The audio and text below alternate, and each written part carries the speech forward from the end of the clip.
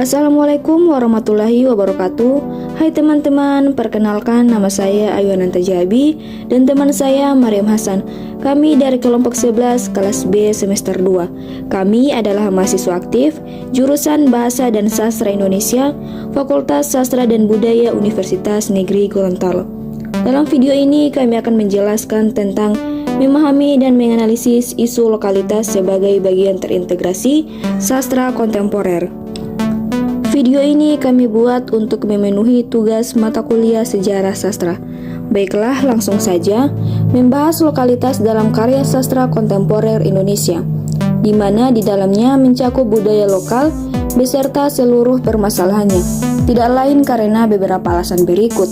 Pertama, di Indonesia masyarakat beserta budaya lokal yang di bawahnya sudah tidak bisa lagi kita mengerti sebagai suatu bentuk yang kaku dan beku, sebab adanya gelombang modernitas beserta seluruh baru yang di bawahannya, juga adanya globalisasi yang mengharuskan setiap manusia menjadi warga dunia.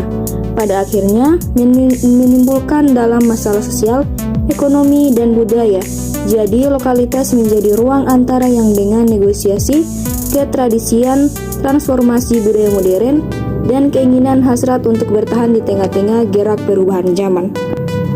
Kedua, sebagai aplikasi dari gelombang postmodernitas yang begitu deras di tengah-tengah masyarakat di negara-negara maju dan juga di kota-kota besar di Indonesia, yang ditandai dengan salah satunya hanya adalah semacam itu, gejala kerinduan terhadap eksotika, pedalaman, hal-hal tradisional, hal-hal magis, dan pada tahap tertentu keprimitifan.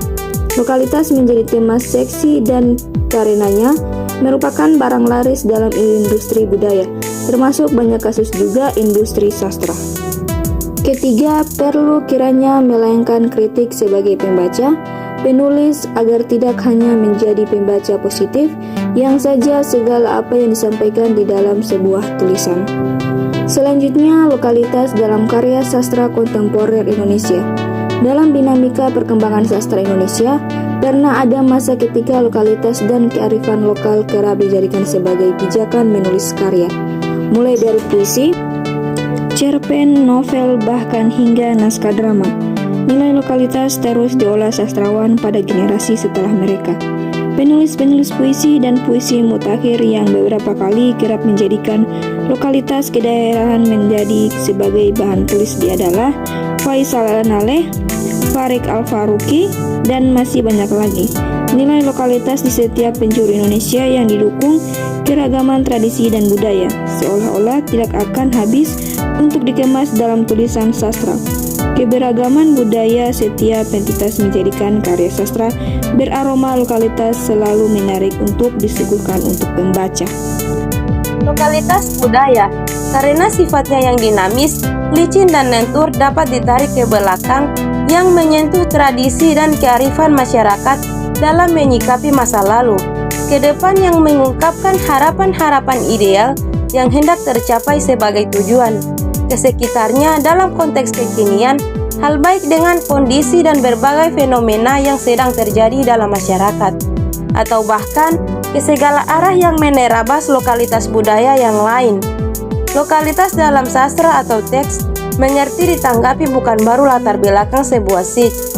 Ini sebuah wilayah budaya yang membawa pembacanya pada medan tafsir tentang situasi siokultural yang mendekam di belakang teks. Menjelaskan kecenderungan gaya hidup dan identitas kelokalan penulis Gorontalo sebagai bagian dari perkembangan sastra Indonesia. Gorontalo dikenal dengan salah satu daerah contoh yang berhasil menjadikan agama Islam sebagai identitas utama dari bangunan budaya dan perkembangan masyarakatnya. Pengaruh Islam di kawasan ini diyakini sebagai sebuah perjalanan panjang yang cukup unik, baik ditinjau dari posisi geografisnya maupun dilihat dari narasi sejarah yang sukses. Salah satu penulis di Gorontalo yaitu H.B. Yasin. H.B. Yasin adalah salah satu penulis yang lahir di Gorontalo pada 13 Juli 1917. H.B. Yasin sangat berjasa dalam perkembangan sastra Indonesia karena kegiatan menulis esai dan kritik sastranya. Sebagai seorang kritikus, H.B. Yassin adalah orang pertama yang membela Chairil Anwar. Peran beliau dalam dunia sastra adalah seorang pengarang, penyunting, cendekiawan muslim dan kritikus sastra berdarah Gorontalo dan berkebangsaan Indonesia. H.B. Yassin adalah salah satu tokoh yang penting dalam dunia sastra Indonesia. H.B. Yassin adalah orang pemerhati dan perawat sastra Indonesia yang gigih dan sederhana. Dialah salah satu kritikus secara Indonesia yang tekun dan secara terus-menerus mengikuti perkembangan sastra Indonesia dari tahun 1990-an hingga 1970-an.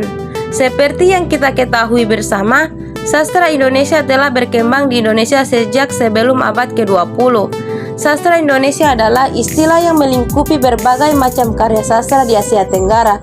Istilah dari sastra Indonesia merujuk pada kesusastraan dalam bahasa Indonesia yang bahasa akarnya berdasar pada bahasa Melayu.